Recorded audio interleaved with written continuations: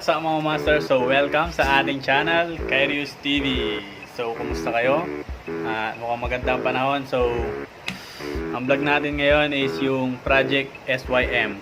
So bali itong Project SYM namin is ilang araw na namin naumpisan. So yung mga ibang parts na kailangan nabili ko na, at yung iba rin naikabit ko na. Pati yung makina na-refresh na namin, nalinisan na namin yung valve, piston, intake, exhaust.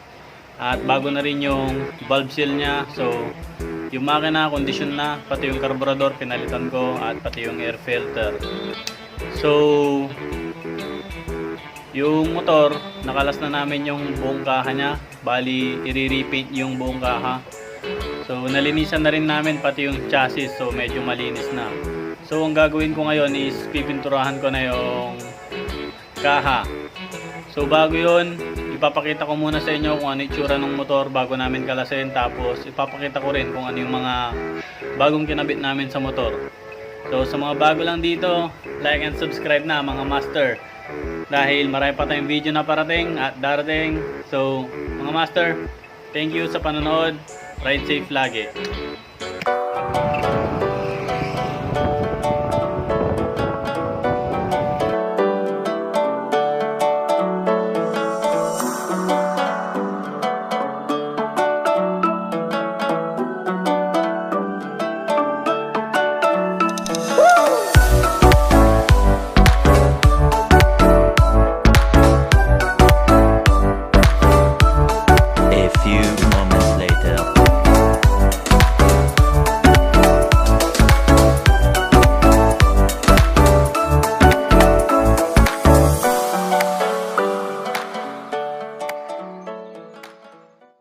So mga master, ito yung Project SYM natin na ilang araw na namin naumpisan.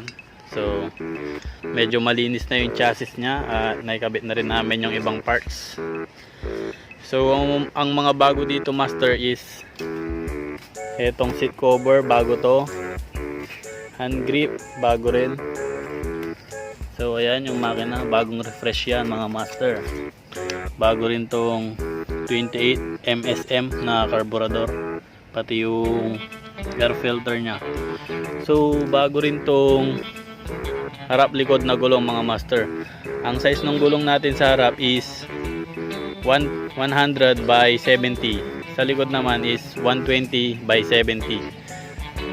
So medyo fatty tire to mga master.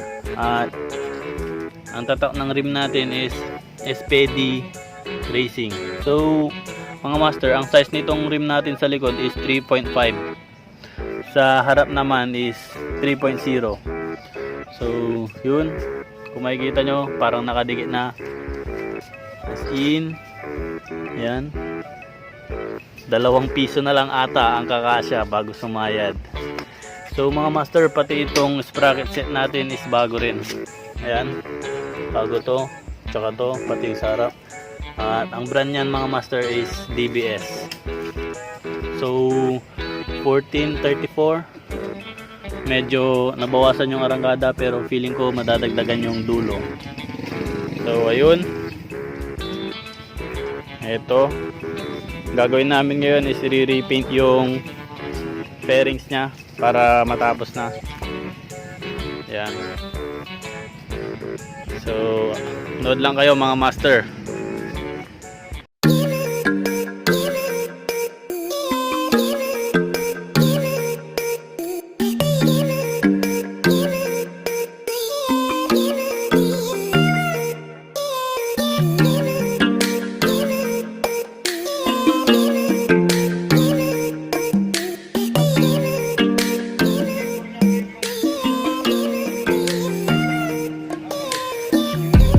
So mga master, itong gagamitin nating pintura is pinatimpla ko lang to. Bali Anzal ito. So pati ito Anzal din at nasa ibang container lang. Yan. Tapos ito, hindi ito top coat mga master. Bali catalyst to. Pampatigas tapos pampabilis matuyo sa pintura. So sana natin. Let's go!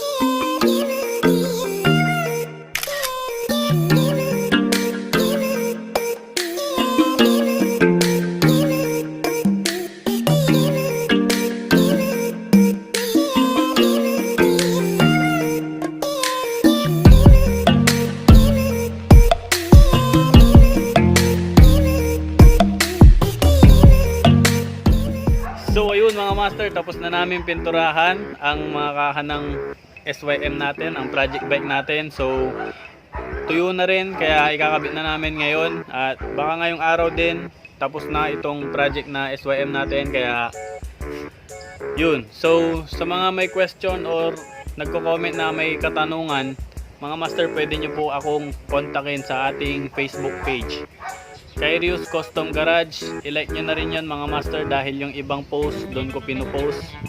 So yun, bago tayo magsimula sa pagkabit ng kaha, shoutout muna. So shoutout kay Peace Layer, sinensord ko na yung pangalan mo. So shoutout sa'yo dahil yun. Jandel Halog, shoutout. Joel, shoutout po. Nathan Molina, shoutout sa inyo. Tsaka kay Eljan Calagno. So shoutout mga master. At sa mga ibang nagko-comment po, pasensya na kung hindi maganda yung edit at mismong vlog namin, dahil kami ay mga baguhan pa lamang sa pagbablog at motovlog. So yun, thank you pa rin sa panonood mga master, at ride safe. So mag-start na kami magkabit ng kaha. Nood lang kayo dyan mga master.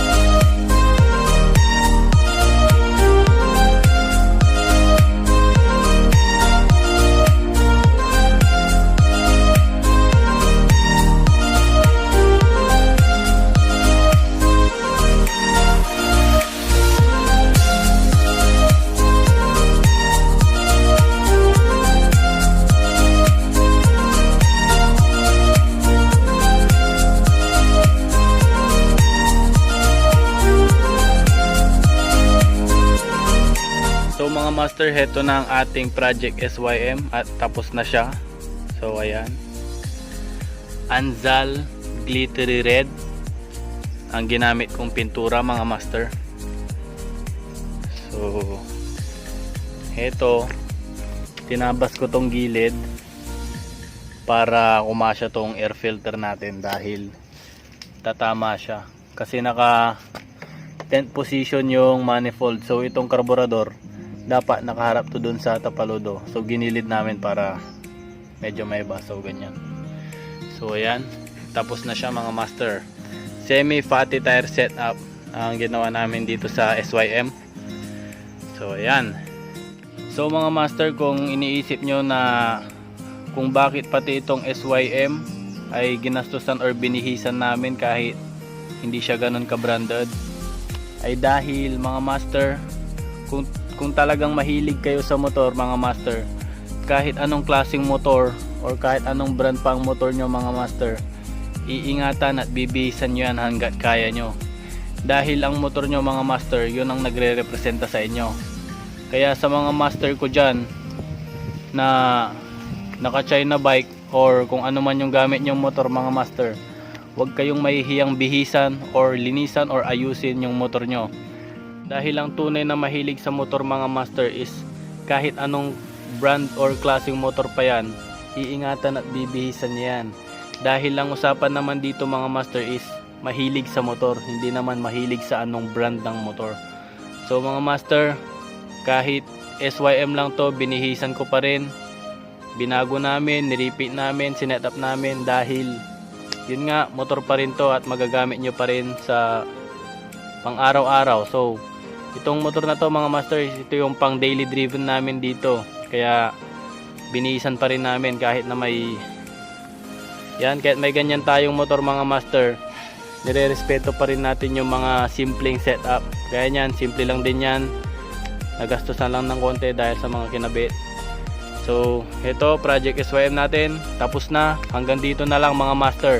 So sa mga bago lang dito, like and subscribe na mga master, dahil marami pa tayong video na parating at magmo-motovlog pa tayo gamit ang motor na to. Yan, yung dalawang yan. So mga master, thank you sa patuloy na pagsuporta sa Kairos TV. Thank you, God bless, and ride safe.